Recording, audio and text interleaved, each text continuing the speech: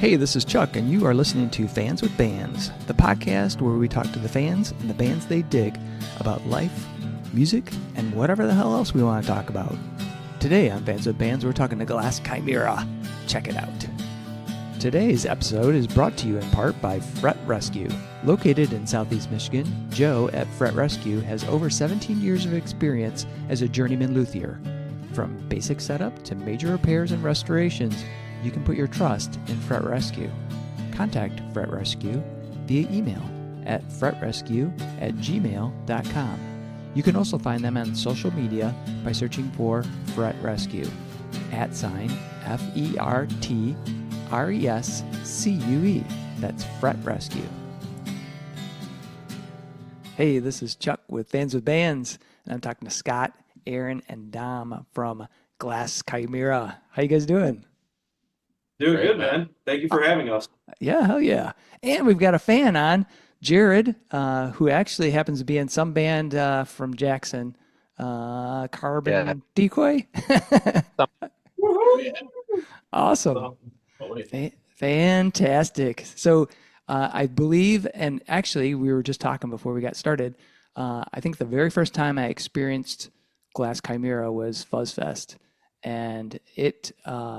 I got to tell you, the music, that rock fury psychedelic vibe that you guys have, that spoke to me, and I was just like fucking floored. I mean, fantastic. So I've been trying to see as much of you guys, and what was nice is that you were teamed up with Carbon Decoy, and then so every other time I saw you, like at Ogma, at Smalls, you guys were in tandem. You got different styles, but totally gels together really well. But anyway, I just want to thank you guys so much for being on Fans with Bands. Hey, thank you for having us. Thank you so much, man. Very stoked. Yeah. Good being in good company with you. You've done a lot for us, man. So. Shit. Because I'm happy to, because like I said, I'm not bullshitting or blowing smoke up your ass. Your fucking music. I mean, there's a lot of great music in Michigan that I love, and there's music that I can totally appreciate that's not necessarily in my wheelhouse, like there's just some bands I really dig what they're doing, but it's not for me, like as raising the hairs on your arm kind of thing. Your fucking music does that. And so fucking love it. Thank you so much. Yes, you do a lot for this community, and you review a lot of really high caliber bands. So that's a great compliment coming from you. So thank you so much. Yeah. We were trying to write hair-raising music from the beginning. Yeah. Awesome. That's the way to do it, man. That's the way to do it. Just trying to disorient ourselves. Right. Yeah. So the first thing I want to ask you about, because I've been super intrigued with it from the minute I read the name, didn't even realize it was you guys. But how did you come up with the name Glass Chimera? So there's two ways that question can go, where there's like the answer of like, we just picked two cool things that like just sounded cool in tandem. It's like there's different categories, so it's like thing, it's something, but after we came up with it, like a chimera is typically like a beast of three animals. Yeah. And the glass element, so like the chimera of our art is a reflection of these three things coming together, because we're all in different weird little pockets that we all kind of congeal into what we end up being. So the glass is the reflection of that, if you want the deep one. Otherwise, it just sounded cool. Awesome. Also, too, I do remember we had one practice when we were getting things together where I was like, what about Glass House? And they were like, but glass. And I like that. It's not so much. I think it's stewed from there. Yeah, I think I was on like a Full Metal Alchemist tip, and I was like, "Oh, chimera is a sweet word." Yeah. Just a lot of snowballing with different ideas and concepts, and eventually mashed into that one, and it just kind of reflected what was actually happening. So yeah. Well, and I like the fact that because chimera, I definitely I understood what a chimera was, and then the chimera can also be like, there's people that can actually be that too. One person has two separate strands of DNA, which is kind of wild. Right. So it's that mixed DNA of you guys. And the glass, sort of like there's a fragility, but there's like this inherent strength in there too. The crystalline structure. So man. Yeah. That's sweet.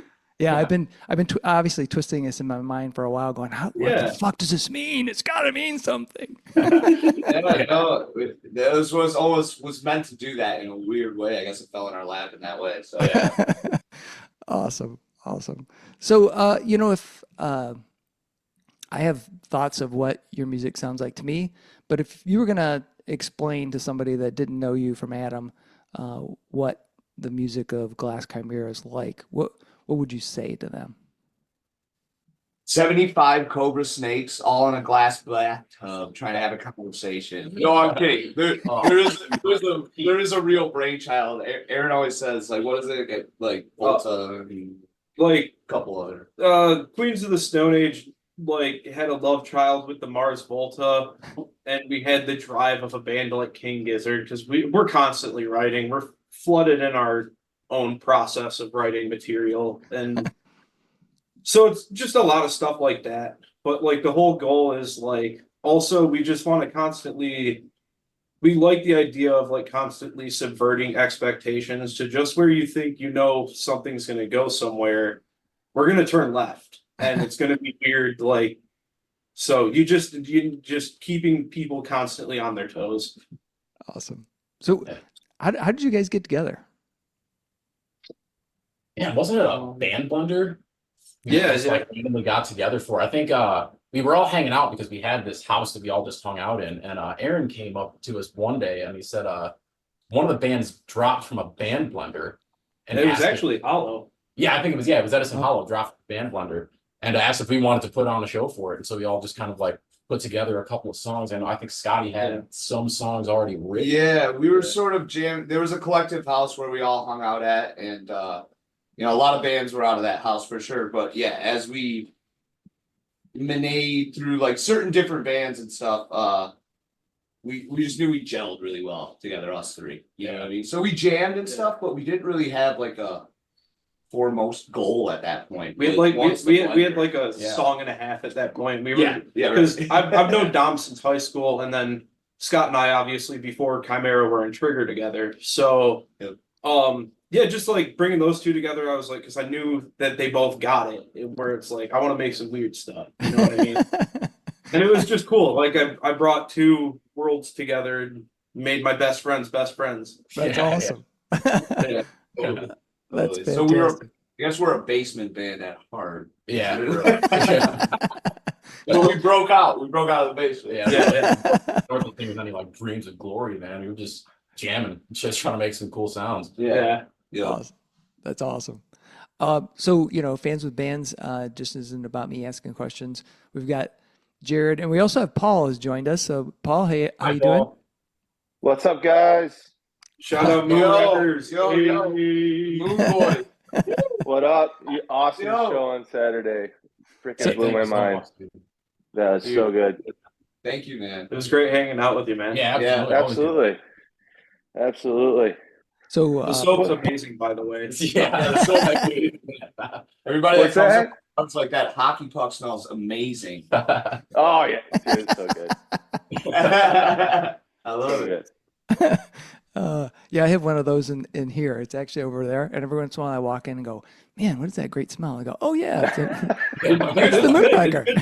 Hey man, our drummer came up with the idea. His mom runs a soap shop in Chelsea, and it's like, people like soap. Yeah, put a moon on it and make people happy and smelly. Yeah. Awesome. It tastes great, man. Yeah, it tastes tastes great. I need more data, man. That's awesome. We're gonna have to talk later. We'll make sure we get a dossier to you about it. Yeah, please. I need the flavor profile, the pairings. Yeah, the wine pairing is important. Goes great with a lager. So, Paul or Jared, do you guys have any questions for these guys? And if not, no worries. I got more. Oh, I've got questions. How dare you guys, man? How dare you guys just make such incredible music? Like, it makes me want. Where do you get off? Just making me want to come back. Well, we knew we were chatting with some mates about this at one point. So yeah, no, for real. My first time my first time catching these guys was at Fuzz Fest as well. Actually, I know I'd seen what they were doing and kind of was stalking them on the internet, but I was like, I gotta get to the pig and see these guys, man. And like, without a doubt, they did not only met but far exceeded everything I was hoping to see that night. And I was like, I love these guys. I love them as people. I want my band to play with these guys as much as possible. So, yeah, man, I love you guys. Yeah, me too, likewise, man. man. Yeah, I'm playing with you guys. Fuck Man. yeah. It's such a fun time. Yes, man. This is just a little context, like our contact with Carbon Decoy, like this whole thing was a long time in the making. We've been talking for at least the last year and a half about like getting stuff going, and then like this year just there's a crazy wave of really good like psychedelic like rock music that's just about to pop off, and like just watching the early stages of that throughout last year, and then hooking up with the Carbon Decoy boys, and their albums like crushing, dude. Oh, Like so good. awesome. Yeah, Aaryn was talking about Carbon Decoy for quite a while, and I was just like, I have no idea who this is. Like, I don't even want to know because the name is so ominous. Either way, but no, once we met the dudes, it was just like match made in heaven. So yeah, that's a lot. It means a lot coming from Jared because those dudes rip as well. 100%. Awesome. Paul, got any questions?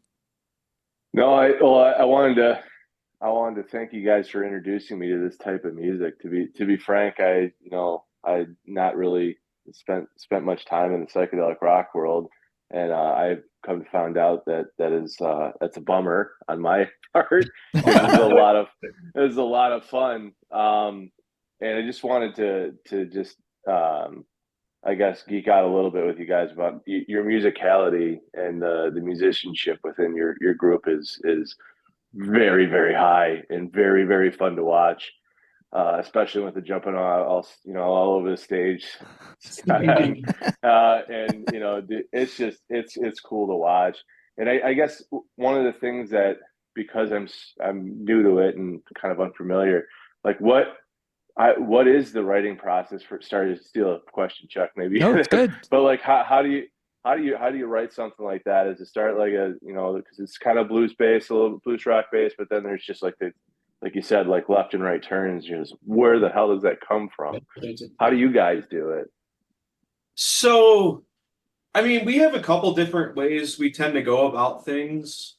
Because sometimes like it's not necessarily for us like about the specific riff that we're playing as much as it is like trying to capture, I guess, the vibe and like the curve of the overall song, where it's like we want to start at this point and go through all these lanes to like, so sometimes we'll have to write a song a couple times to really figure out how the ebb and flow of it is to work and stuff like that. Yeah, it's a lot of deconstructing off of like just an initial idea, because like the baseline of it all will just really start from like a few notes that just kind of chain together, and that can run into like a loop for a minute, and we kind of stew on it for a minute, like, all right, let's just play this and see what happens, and then have that, break it down, and run from it again. Yeah, at heart, we're almost kind of a jam band. The band has went through cycles too. Like when we first started the group, we were very inspired by bands like anything from Graveyard. We mentioned Volta earlier, but like we really like even stuff like Earthless, like things like that really spoke to us. So we were like in Riff City for a while, and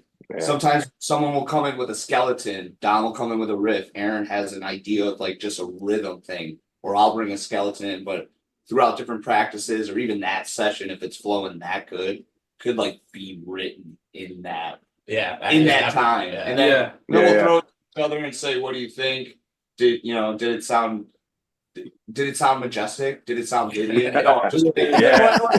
So we try to play off some of these musical things too, but I think at the heart of it, man, it's just like we feed off of each other. Yeah, absolutely. And we know the tonal structure of what we're going for, but it's always a mystery until it happens. Yeah. We have like insanely long practices, so like we'll play our set list stuff, and then like we'll jam for hours. Like we'll just go and like just throw our phones out to record, and just record like a 20-minute thing, and then just like go back and be like, okay, what in that did we do? that like could be usable. And sometimes it even comes from stuff where it's just like it literally just happens for one measure because somebody's like adjusting, but it's like, no, if you stayed there, like that would be sweet. Yeah. One of it becomes like the basis of the song. yeah. One of our new songs that will probably be on the album. It kind of happened like that, where it came from a mistake into becoming the main riff of the song. Perfect. And then like, we started in the middle and then wrote the beginning to the end. And like it was crazy. Mistakes, only opportunities. Yeah. Absolutely. Oh, that's so good. That's so good. No, man, that's a great question because I think we even are trying to figure that out every time we, I'm always asking what the hell's going on. Yeah. But I guess one thing that I can say is nobody, like, for the foremost, like, comes in with a fully written song because we know these that kind of happen organically because we all have something to say with our own input to what the music needs to be. And it's just a great job. Yeah. Awesome. That's so very cool. That's so cool. So on that level of, because your songs are so, they have so many textures and so many different movements within them. And I have to wonder, like, when you're playing them live, how much of that is improvised and how much of it is like, this is how we wrote the song? Good question. It's on the night. Yeah.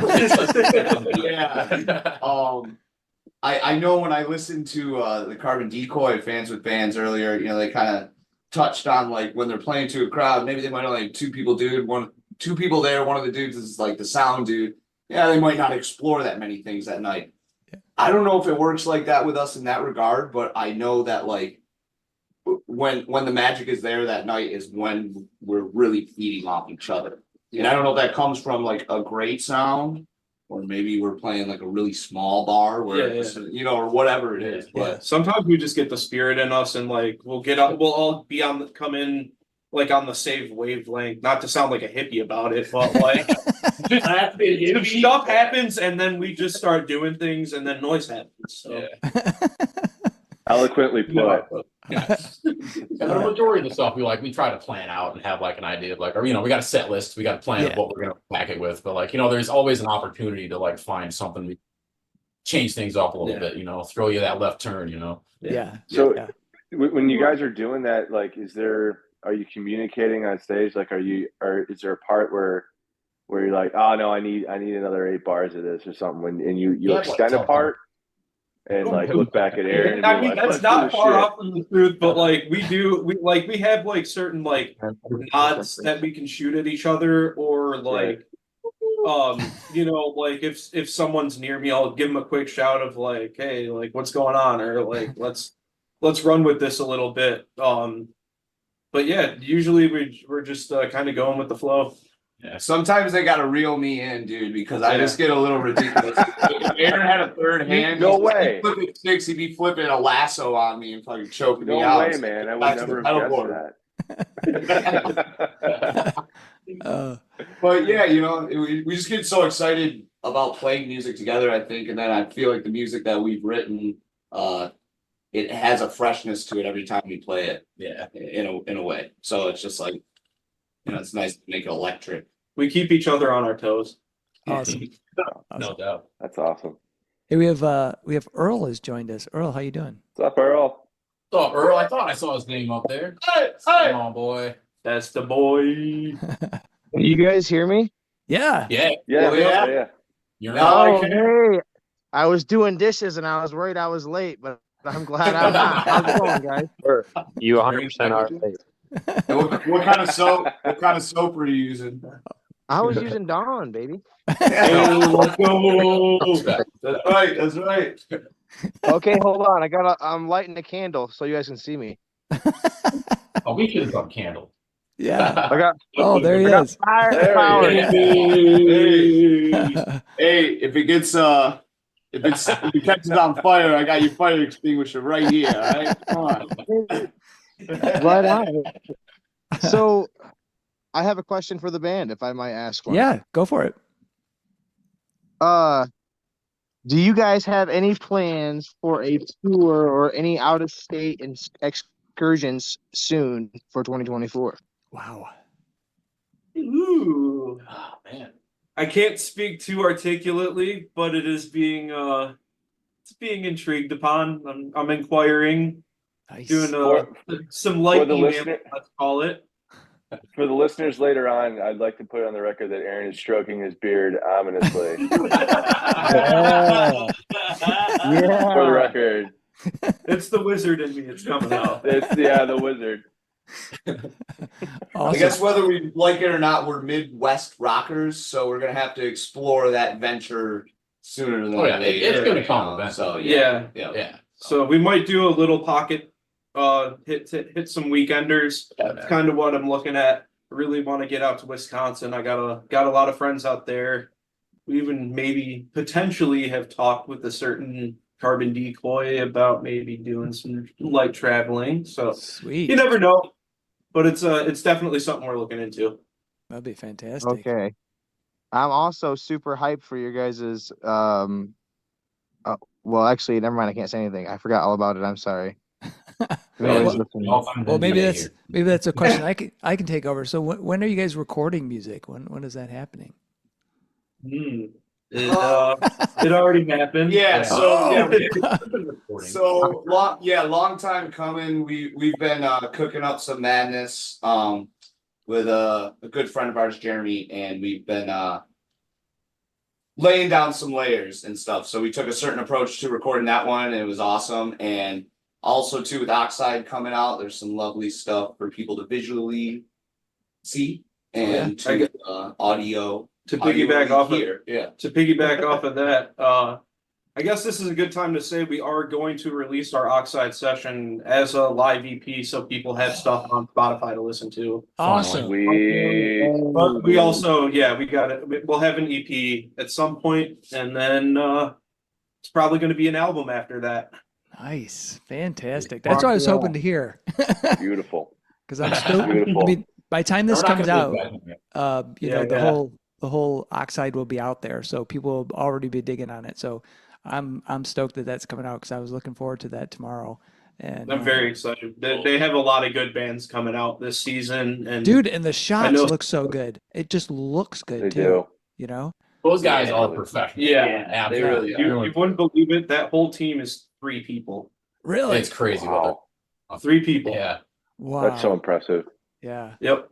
Yeah. So I just feel like they're doing something really important for the Detroit musical community, and maybe like out from there it could be national at some point. But they're giving a great visual along with bands that have great material and that are just great bands that need to be seen in a different capacity other than just shows. It's a very essential platform in the Asian media that we find ourselves in. So it's very nice to have something like that happening. yeah, for sure. And thanks I think for saying that it looked good. Thanks for saying it looked good. When I saw it looked great. I was like, damn, it looks like KEXP. Dude, it does have a KEXP vibe. Yeah, it does. Yeah. But that's so shout out to Irishman Film Productions. Oh, cool. That's Awesome. Okay, that's who. Doing the Lord's work out there. Like you were saying, Scott, I do think it has an important aspect to just the music scene as a whole, because there's something to see, live concert footage, and that's what it's almost like. I mean, you guys are playing, it's in a studio, but it's still a live performance. You're going live at that point in time. No dubs or anything like that. Yeah, so you're getting the feel of what that live show is like. Just from the little piece that I saw, it looked like it had this, you guys were in that moment, as opposed to some bands, when you put a camera on them, they're like, the fuck are we doing? And they stop moving and they stop being themselves. It'd be a nerve-wracking thing, Yeah. Yeah. And it looked like, I haven't seen the whole thing, but yeah, it looked like from this. You almost have to go to this place of like distracting yourself from the fact that you're being filmed. It's kind of like playing live, but it's like, there's a different kind of permanence to it that makes you a little sweatier. I just got to trick myself in my mind. I'm playing a show right now. Yeah. I don't even really think about the permanence of it. But you can't feed off it of an audience, so it's a different dynamic, so you feeding off each other. And we become cannibals, and that's just yeah. I'm just But those guys made the environment so awesome there. And you know what it almost kind of reminds me of too is, I don't know if you know, like when the Beat Club, like those early 70s performances, Yep. all the imagery behind them. It reminds me of almost a modern day version of that. Yeah. And I just think so many bands in Detroit get buried in the scene of stuff that it shit needs to be heard, man. Yeah. And like those people are really putting it out there so people can digest it, and it's awesome. Yeah, 100%. Fuck yeah. So I'm curious about your influences. Who were like, how did you each of you get into music, and what were the driving forces behind you wanting to play music live? Let's start with Dom. Oh man. So I started playing music in like elementary school, I want to say. I think my mom gave me an old like 80s Hondo 2 pawn shop guitar. And I had no idea really what to do with it. And like we couldn't really lessons or anything. So I just kind of like played around with it. I didn't really know like any tunings or anything like that. But like I was used to air guitar and stuff when I was younger. But it went from that, and then I took like some saxophone lessons in middle school. I was in the school band. I went and I played flute and trumpet as well, and then some drums on top of that. And so I was able to like take that knowledge from like actually learning music and music theory and things like that and kind of translate it back to a string instrument. And just kind of like snowballed from there. But I didn't really have like any opportunities to play with other people until like, way later in life. So I just had all this like energy stored up from these years of like practicing different stuff and learning different things. And then I finally get an outlet for it. I was like, oh, sweet. So I just kind of like dove right into it, you know? That's cool. That's cool. So who was, do you have any musical influence? Is anybody that like you listen to, you're like, shit, that this is how I want to try to be, or steal some of their shit? Yeah, I mean, like early on, like this is gonna sound embarrassing, but I love Nirvana. I love like the whole grunge going on there. I was like a big Stone Temple Pilots kid. I like had Purple on repeat a lot of the time.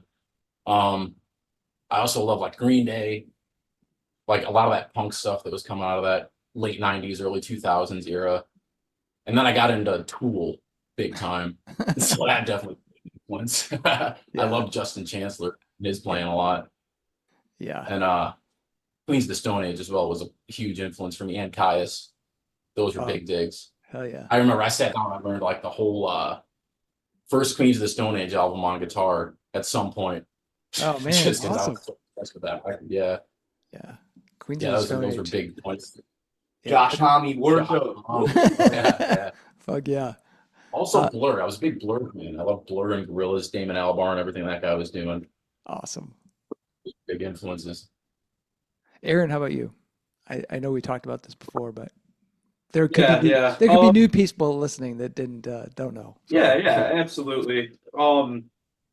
I didn't start playing until about high school, but both my parents like were very music involved people. They're especially my dad. Like my dad was really into like 90s death metal and like hair metal and stuff like that. So like I was blasting Cannibal Corpse and stuff like that by the time I was 8. It was like that and Dokken, and it was sweet. And then my mom had an old drum set. I dug that out, and I tried guitar first, and it didn't click. Drums just came to me. I learned Enter Sandman, and then it was like Avenged Sevenfold, Slipknot, Metallica to teach myself how to play. And then I got like super into hardcore and punk, like the Descendants, the Misfits, the Ramones, obviously. And then, as time goes on, you find bands like The Sword and the Mars Volta. I mean, John Theodore, dude. Yeah. Holy shit. Yeah. Zach Hill from Hell, Death Grips. And I like awesome. very frantic stuff. So especially like mathcore, like Botch, and like all those like Seattle math rock bands and stuff like that. Yeah. Huge fan. Awesome. So Scott, how about you? Well, I grew up in a very musical family, and it was always around. My dad played music, and he was gigging since I was younger. And I remember just kind of being like, man, music's so lame, man. I want to be a hockey player. That's what I thought as a young kid. But then for whatever reason it clicked. You kind of go through middle school and somebody shows you an album and you go, whoa, this just wasn't my parents' music. This was something amazing. And for me, like when I was in middle school, the first band that clicked was the Ramones.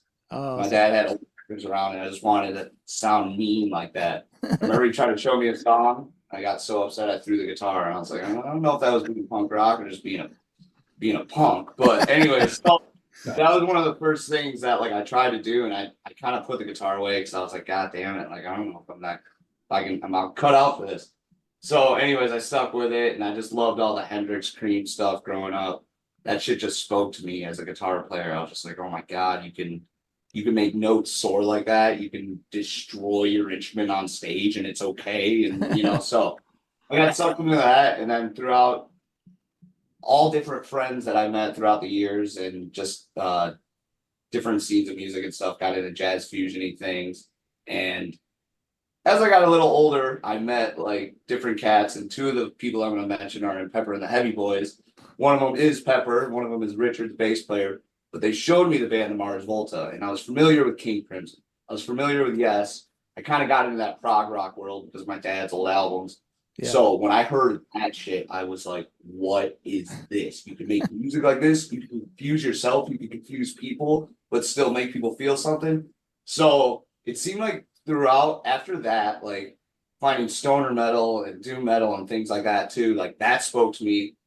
It's like that shit's amp worship. When you're playing that kind of music, you just feel it like in your bones, right? Yeah, so like, but it seemed like throughout all the different friend groups that like when you're younger, you're trying to find people that you can just fucking like same wavelength, like Aaryn said, like what right. So after all those years, it was like, damn, there are collectives of people that get it, and it always seemed like people that liked the weird, strange, proggy, but energetic shit. Yeah, it was like that's. The music spoke to me kind of, and for whatever reason, Volta seems to be that like unknown language of like, oh damn, like they're ready to like throw down and get weird, right? So, there's been a lot of different phases over the years of stuff, but like, I'm really thankful over the past like 8 to 10 years, the friends that I found and the people that like share the same passion with me, like it's a joy. So. Glad I didn't throw that guitar down and never pick it up again. So. How old are you again when you were learning guitar? Like at first? I was like in late 7th grade, early 8th grade. So what are you there? I must have been like 11 or 12, I think. Yeah. Just dreaming of maybe smoking weed and using a whammy bar or something. I don't know. Looking the delay pedal on and calling it art. Yeah. So it's I don't know, I just I loved all the old rock and roll documentaries of like Hendrix and the Who and things like that, and I was like, okay, maybe if I could try to do that one day, that would be sick. So some of the roads we've had recently that kind of touch on that, I'm like, yo, okay, thanks. Nice to have it go full circle in whatever way it does. Crazy. So Earl or Paul, do you guys have any questions? And no worries if you I'm kind of just sitting back enjoying the show right now. Cool. Smoking Raji. All right. Fantastic. Hell yeah, Earl. You look majestic. You do. Yeah, you do. You do. Yeah. You look very comfortable. Yeah. So for people that can't see, so Earl's in a dark room with a candle, and every once in a while his cat comes in, and you see him just standing at the side there. It's fucking cool. Yeah. I'm in a barn. Okay, in a barnstorm. Yeah, so my generator ran out of gas. Hey, we should just give you an actual light bulb. Oh, there you go. Oh, yes. Oh, so if you guys could have go for it. Go for it, man. I was going to ask Scott about what are some of the pedal, and actually Dom too, like what's your kind of pedal configuration, your gear stuff? Because you guys make some far out sounds, and it's from both of you. So like how do you work that interplay? Is it just from hours of reps, or like what are you using? They're just all Boss tuner pedals, man. We're making all those. It's very in tune. I mean, brilliant, very nice. Yeah, we both have some magic that we work with, and it's great for us being a 3-piece too, because I feel like if you're standing in the right part of the room, you can really hear the stereo craziness of what we're doing. Yeah. So we work off each other a lot, even if it's not talked about. It's like it's kind of understood. Like TK, yeah, you know. for sure. It's definitely meticulously planned how we set our pedals and all the effects and everything because we're constantly working on that interplay. I like to use a lot of pass filters and obviously a lot of fuzz. So does Scotty. Yeah. So I got the right times where I can like match his waves on his like wah and whammy that he's doing. So just patch it in where it's like kind of uplifting that or he's uplifting me in certain parts. It's just working off each other, a lot of that. So I run 2 boards, and what I have on my right board, tuner, regular distortion, OCD, fuzz war, which holy shit, these guys bought me that. Like we had a little point where we had a little hiatus, and then we got together and they gave me a fuzz war, and it was like it was right. So that, and then I run through an awesome wah that I have, a phaser and a delay unit, and it's the carbon copy. So some of the analog delay stuff is just shit that we love. You just hear the chaoticness of it all happening. You know what I mean? So then I run like a looper and a tremolo and a volume pedal. So that's just like the basicness. But we love to get weird and do different configurations. But that's on my end. That's what I run. But Dom has another magical carpet ride for you.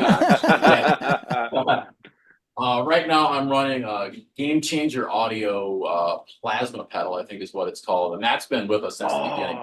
The signature. Is that the one where you see the little electric bolt in it? Yeah, we can see the current through it. Yeah. You have a coil? No, it's a tube that actually goes. It's a fuse. Right, yeah, right. The signal actually physically gets sent through it, and it does something in the light bulb, and it actually changes the tone and makes it a really cool and moldable fuzz tone.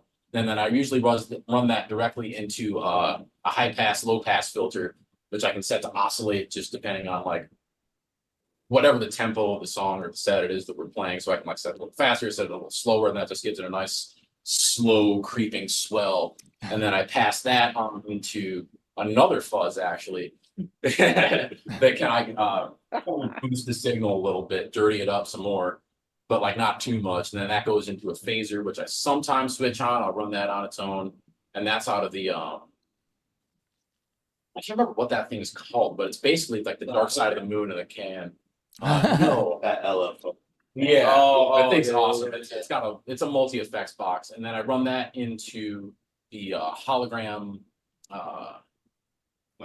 microcosm. Yeah, and that is Sound Suite Studio. Yeah, there's so much you can do with that. That don't into effect. It's almost a member. It's And the Pralines is one of the first ones. Yeah, the Pralines is that low pass filter. That's like a 4-stage pass filter. So it like goes through 4 different channels of like a low pass, high pass, and it's just like dialing that in and finding the magic in there. So there's different stages where it affects your signal, and so I kind of like dial it in to make it sweep high or sweep low or do whatever it needs to do. You know? There's only like 300 of them or some shit from. Yeah, I think there were only 300 of those things we made. So it survived the flood, and it survived a whole lot of cosmic music. So that was a big job. That's amazing. Yeah. Yes. Yep. Oh man. A lot of science going on in here. Yeah, that's that's awesome. And then we do have a magical telephone that we use from time. Well, yeah. We could talk into, but this isn't one of them yet. Not yet. Maybe. Yeah. Magic applied. Huh? Yeah. It's pre-operative. It's on the table. That's right. It's on the table. So if you guys could go, like, take Glass Chimera anywhere in the world, where would you like to go, and who would you like to have on that bill with you? Australia. Yeah.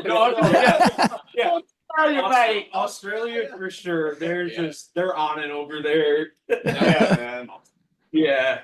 Texas would be great too. They got really good site music. I'm good. I hope to get us on South by Southwest eventually. Yeah. Isn't there isn't Levitation? Yeah. What is it? Levitation or isn't it that one? Yeah, Levitation. Festival. Yeah. That one is always amazing. The lineup this year is nuts. Yeah. Earthless. Yes. And I know like that band. I don't know if you remember that band Super Thing from Ipsy all those years ago. But I didn't even know about Levitation until Julian and Zach told me about it. And then I like kind of dug into it, and I was like, wait, there's like newer psych rock that isn't like just dress up psych rock, but Yeah. it's actually cheating, and they're like doing it. And then I like just went down the wormhole of all those Australia bands, and it was like, what's in the water over there? Yeah, it's that hole in the ozone. I'm convinced. And like like I said earlier, we all grew up with like aspirations of fuzzy, crazy rock, Volta, different proggy things. But then when you see a band like Gizzard or a band like Pond or like any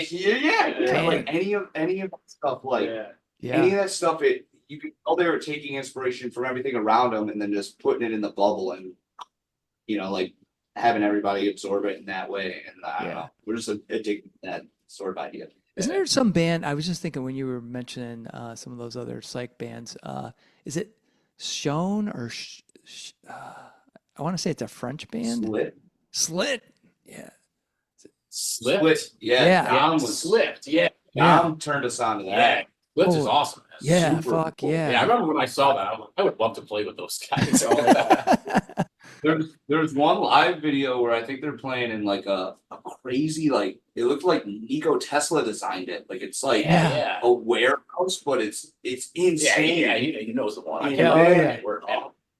Their overall reverb sound is just like amazing. Yeah, it's fantastic. Going beyond. Yeah, and I think they came over here and I missed them. I didn't. They were here in the States. I had no idea. Yeah, but anyway. So who would you like to have on that show in Australia, in Perth or in Sydney? So definitely like the OCs and King Giz, but I also want to interject. There's another band from Detroit that has just endlessly inspired me for a very long time now. The Armed. Oh, yeah. I want to play with, dude. I want to play with those guys so bad. They're so. I saw them. Yeah, we were hoping to open for the OCs back when they came to El Club earlier and stuff, and so we're gonna try to pave the way towards things in that realm. Yeah, hell yeah, that would be fantastic. Good avenue, I guess, right? Yeah, I saw the Armed at Berserker. Oh, dude! When they were at the Masonic. Fuck, that was nuts. I was like, what in the fuck is happening here? So right before the pandemic, he had some friends at the Trumbleplex, and it was for No Rest Fest. And he was like, hey, we can get in for free if you want to go. And I was like, dude, the fucking Armed is playing. Like, I didn't know who they were. He had no idea what we were about to get into. So we ended up finding this little nook like above and behind the stage. And that's where we watched them from. And literally, like, they opened up with their song Future Drugs, and the lead singer just, like, he ran straight out and down into the crowd, and they proceeded to just destroy that room for 30 minutes. They were throwing the cases, they trashed the whole stage. There was garbage everywhere. There was broken tables, boxes, fucking everything, man. I just remember that guy. They had like a lounge chair or something, fucking in the middle of the stage, and he's just sitting there. And he was eating a salad, I think. And that'd be Dan Green, the real Dan Green. So he's eating a salad, and the singer comes in and just fucking plows into this dude, and he had no idea what the fuck was happening. Gets his ass knocked back. It's like fuck, and I'm like, whoa, I guess I better take a picture.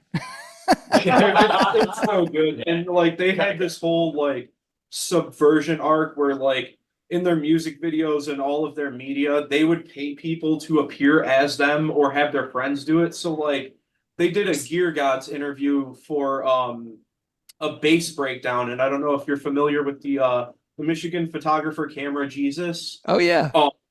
He did their rig rundown for bass.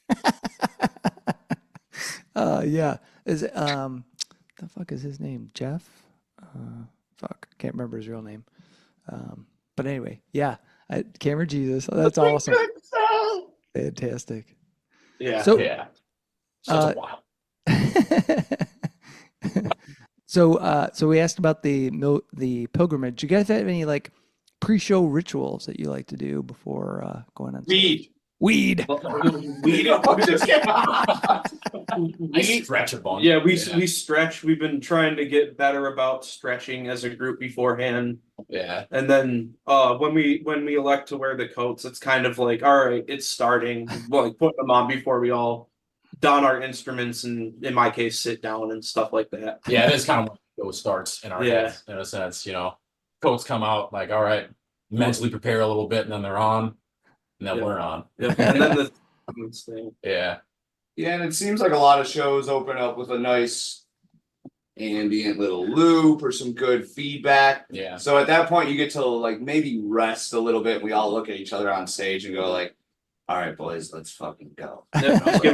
Second. Yeah, but the preparation before that is all the glamorous shit. That's when the photographer should be there. I'm outside the band trying to get my amp out. You can see my butt crack, like whatever. You know, it's not. You know. Yeah, the glamours of playing rock and roll, right there. I'll tell you, man. Hauling shit. That's what it is. Yeah, right. Loading We and do it for the unloading. load-in. Oh yeah. So that reminds me, you do have the lab coats. So when did the lab coats become part of the stage show? Well, That the was- lab coats. that was a The lab sign. coats. Yeah, I used to actually work at a place when we were first forming this band. It was through. We all had musical projects we were maybe doing, and they just fluttered. We had free time. Boom, we Mhm. gelled together in that basement, and it was magic. At that time, I was working at this place. I was a beard oil factory. So when I worked there, it was like Breaking Bad every day, man. Like I had a lab coat, I had a hairnet, I had goggles, I had white Crocs, which man, I really wish I had a pair still, to be honest. Maybe someday. But anyways, so through that and through COVID, actually, it was like, yo, like we're getting rid of these lab coats, getting new ones, or whatever it was. And I was able to get a bunch of those lab coats. And so for that gig that Don was talking about earlier, where Aaryn was like, hey, there's an opportunity for this band blender, I was like, I'm gonna wear the lab coat. And I wore it and they were like, whoa, wait, hold the fucking phone here.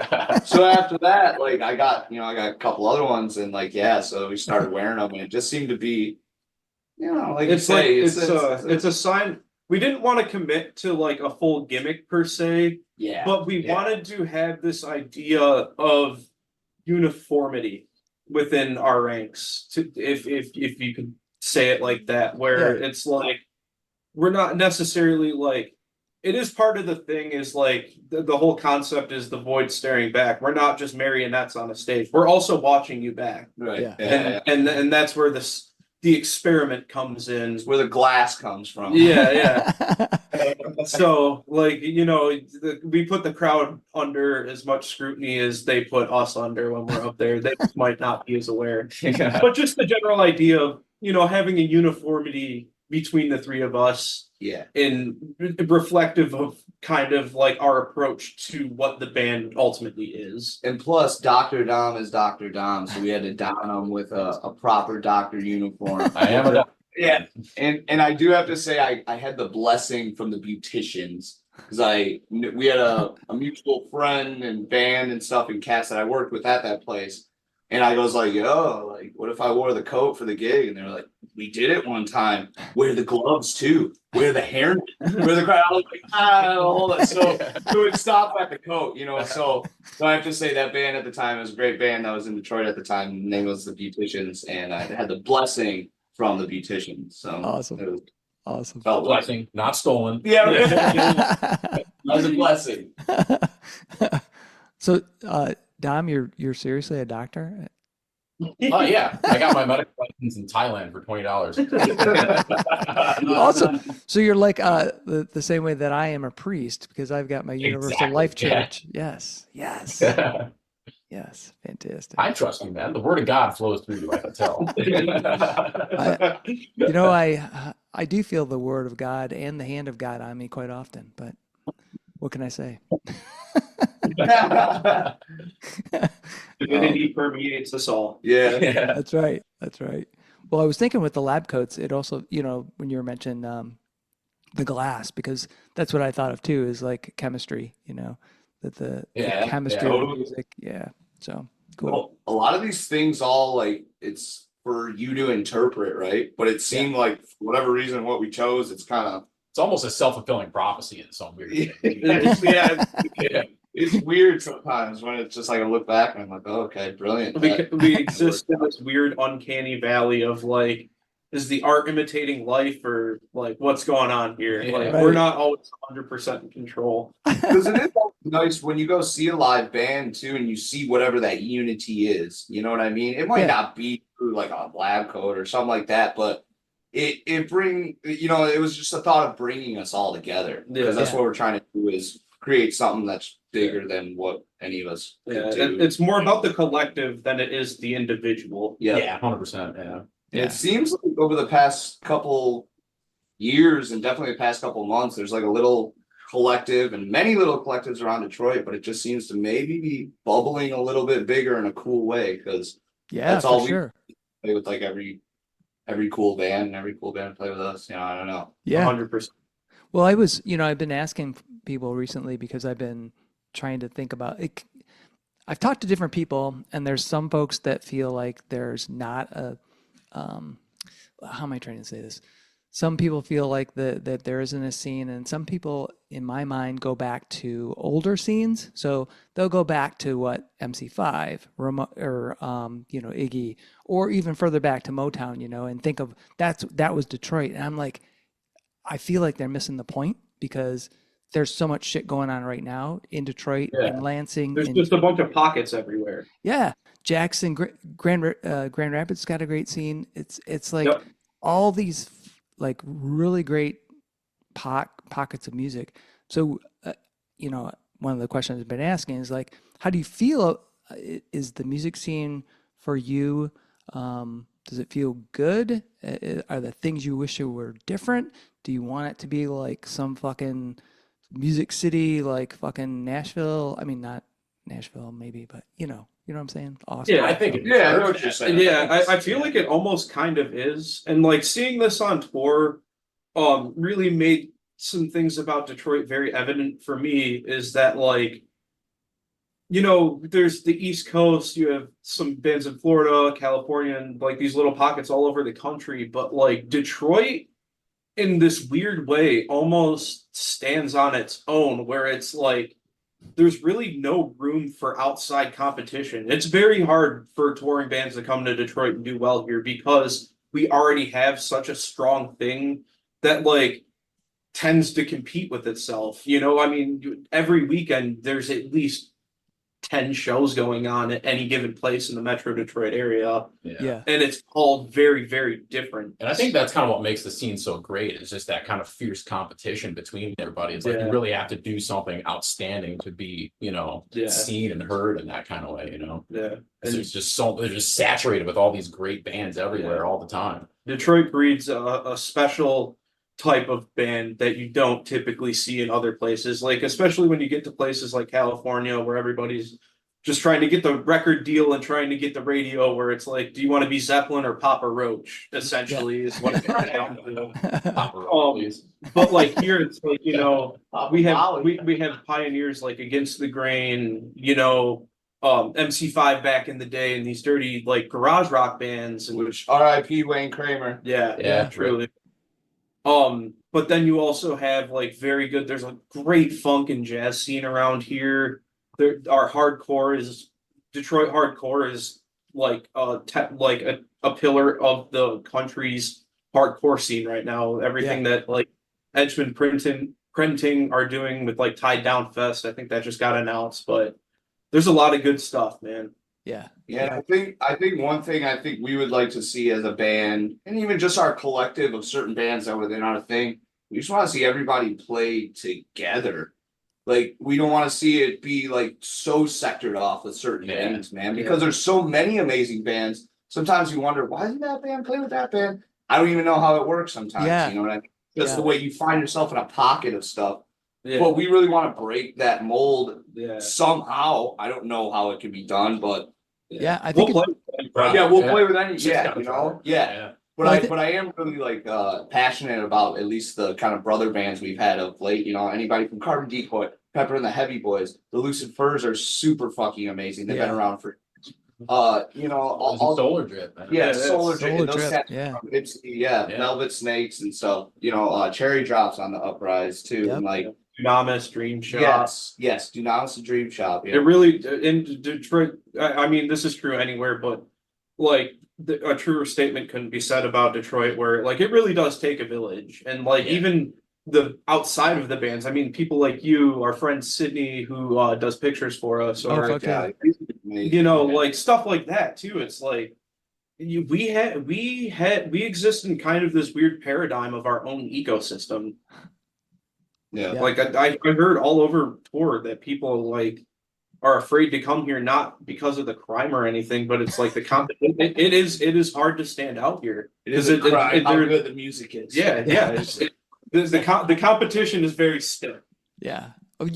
Well, what I want to like, one thing I'm very passionate about is trying to get that word out there to as many people as possible, because I just feel like some people, especially people my age, you know, because you get older and you're like, oh yeah, I liked that band I liked when I was in high school. Well, there's so much more than that, you know, and so it just seems like, and you know, Scott, to your point about like those kind of bookings, it almost feels like you should have like this mixtape mentality where you're like, let's just throw some different shit in there, right? Let's have a funk band with a psych band and a country band, you know? 100%. Yeah. If there was a festival realm or not even, you know, Or what I Yeah, mean? just book a night. Just reaching right outside of the bubble, you know, like stuff like that. Absolutely. Yeah, for sure.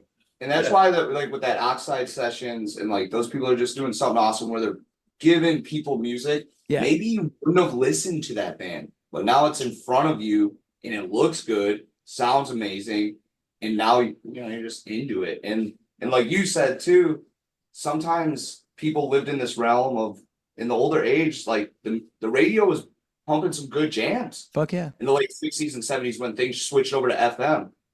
Things are different now, and you have to seek that music out. It's not going to come to you. Yeah. So sometimes when people are like, "Oh, there's no good music anymore," and I'm like, Just gotta stop listening to the radio. "Yeah, exactly." Right. Force fed whatever they're giving you, man. You got to branch out. So people like you are great to be able to give it to the people that didn't even know it existed. Yeah. Well, that I think you know, when you were talking about Oxide, it made me think of like breaking outside the algorithms, because there's a fatigue. You know, you've got all the like.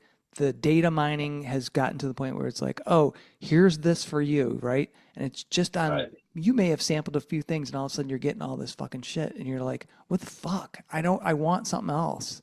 And I think things like Oxide do that, because you're going to see different bands, you're going to see different things, break outside. You never the know fucking what you like algorithm. until you find it.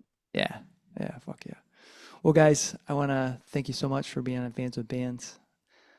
Hey, thanks for having us, brother. Truly, Chuck, you do great work for this scene and the bands in it, the venues especially. Like you've always been putting on independent artists, and with Fans with Bands, Life in Michigan, everything you curate is quality, and it's very much appreciated because it helps everybody. Top notch. Thank you guys. I've got one last question, and that is, pineapple or no pineapple on pizza? Dom. I'll do pineapple. I love pineapple. I'm not ashamed to admit it. Awesome.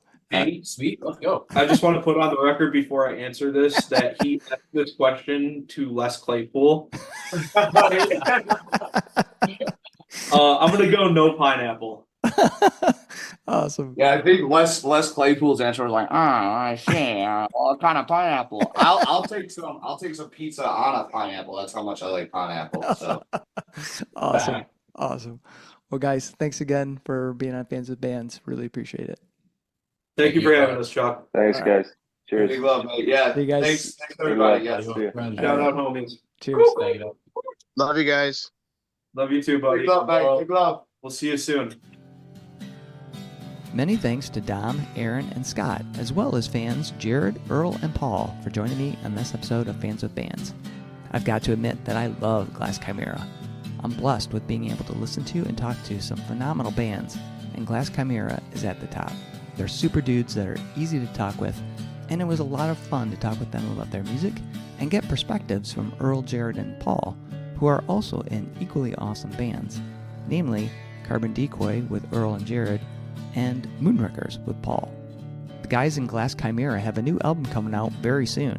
However, they just released a live performance on Oxide Sessions, which is magnificent. Speaking of Oxide Sessions, they are doing fantastic work showcasing local music. Be sure to follow their channels, as they've got a stacked lineup of music coming up for their second season. Anyway, back to Glass Chimera. Be sure to follow their socials for news on upcoming shows and the new record. See the show notes for all the details and links. Bands are nothing without you, the fans. Purchasing music and merchandise is critical to their survival. If you can help out your favorite bands, please do. If you're in Michigan, consider following the Playing in Detroit Area Tonight and SE for Southeast Michigan Music Facebook pages. They are fantastic places for bands and bands to support each other and share our combined love of music. Thank you all so much for listening. Be sure to hit subscribe on your favorite podcast service to get each and every episode of Fans with Bands. Spread the word by rating the show, telling your friends, telling your neighbors, telling your family, telling your priest, tell everyone, and leave a comment. We want to hear what you think. You can keep in touch by following us on social media. This is a Life in Michigan production. Until next time, be well and kick out the jam.